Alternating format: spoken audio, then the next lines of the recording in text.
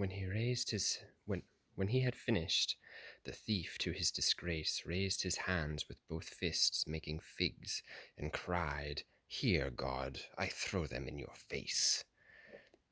Thereat the snakes became my friends, for one coiled itself about the wretch's neck as if it were saying, "You shall not go on," and another tied his arms behind him again, knotting its head and tail between his loins so tight he could not move a finger in pain. Pistoia, Pistoia, why have you not decreed to turn yourself to ashes and end your days, rather than spread the evil of your seed? In all of hell's corrupt and sunken halls I found no shade so arrogant toward God, not even him who fell from the Theban walls. Without another word he fled, and there I saw a furious centaur race up, roaring, "Where is the insolent blasphemer? Where?" I do not think as many serpents swarm in all the Marima as he bore on his back from the haunch to the first sign of our human form. Upon his shoulders, just beyond his head, a snorting dragon whose hot breath set fire to all it touched, lay with its wings outspread. My guide said, "That is Cacus. Time and again, in the shadow of Mount Aventine, he made a lake of blood upon the Roman plain. He does not go with his kin by the blood-red fosse because of the cunning fraud with which he stole the cattle of Hercules. And thus it was his thieving stopped, for Hercules found his den and gave him perhaps 100 blows with his club, and of them he did not feel the first 10. Meanwhile the centaur passed along his way, and 3 wraiths came. Neither my guide nor I knew they were there until we heard them say, "You there, who are you?" There our talk fell still, and we turned to stare at them. I did not know them, but by chance it happened, as it often will, one named another. "Where is Cianfa?" he cried. "Why has he fallen back?" I placed a finger across my lips as a signal to my guide. Reader, should you doubt what next I tell, it will be no wonder, for though I saw it happen, I can scarce believe it possible, even in hell. For suddenly, as I watched, I saw a lizard come darting forward on 6 great taloned feet and fasten itself to a sinner from crotch to gizzard. Its middle feet sank in the sweat and grime of the wretch's paunch.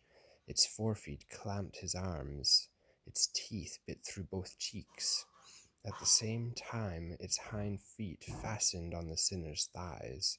Its tail thrust through his legs and closed its coil over his loins. I saw it with my own eyes. No ivy ever grew about a tree as tightly as that monster wove itself limb by limb about the sinner's body.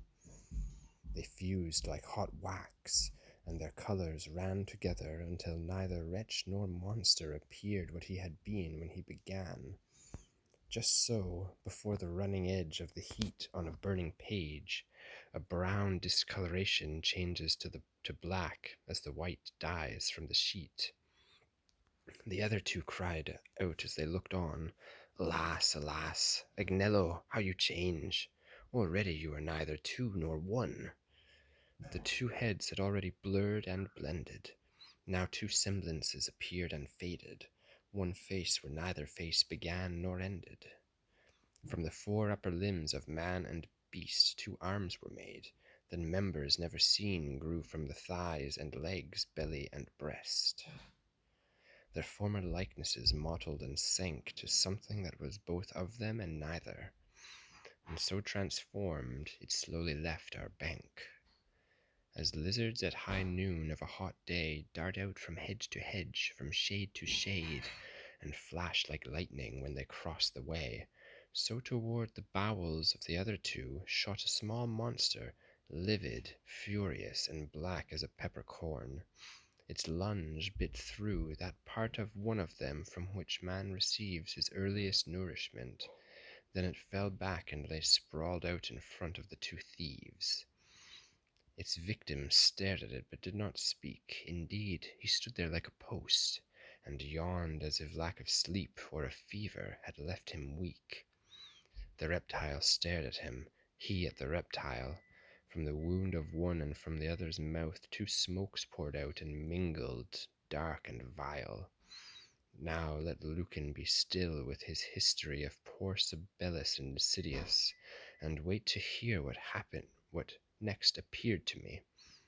Of Cadmus and Arethusa be Ovid silent.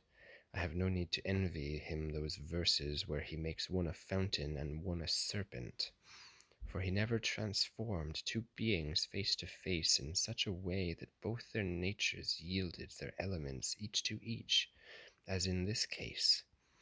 Responding sympathetically to each other, the reptile cleft his tail into a fork, and the wounded sinner drew his feet together. The sinner's legs and thighs began to join. They grew together so that soon no trace of juncture could be seen from toe to loin. Point by point the reptile's cloven tail grew to the form of what the sinner lost.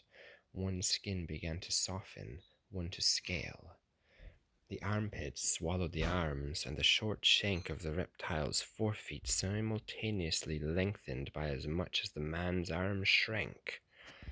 Its hind feet twisted round themselves and grew the member man conceals. Meanwhile the wretch from his one member generated two. The smoke swelled up about them all the while. It tanned one skin and bleached the other. It stripped the hair from the man and grew it on the reptile. While one fell to his belly, the other rose without once shifting the locked evil eyes below which they changed snouts as they changed pose.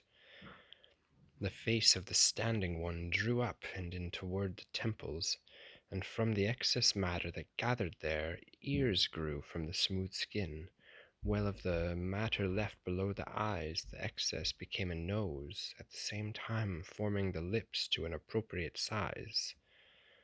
Here the face of the prostrate felon slips, sharpens into a snout, and withdraws its ears as a snail pulls in its horns.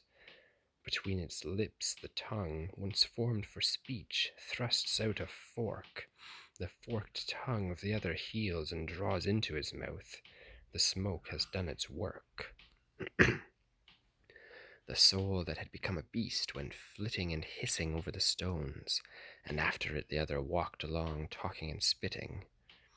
Then, turning his new shoulders, said to the one that still remained, "It is Buso's turn to go crawling along this road as I have done." Thus did the ballast of the seventh hold shift and reshift, and may the strangeness of it excuse my pen if the tale is strangely told. And though all this confused me, they did not flee so cunningly, but what I was aware that it was Pusio Canto, alone of the three that first appeared, who kept his old form still. The other was he for whom you weep, Gavil.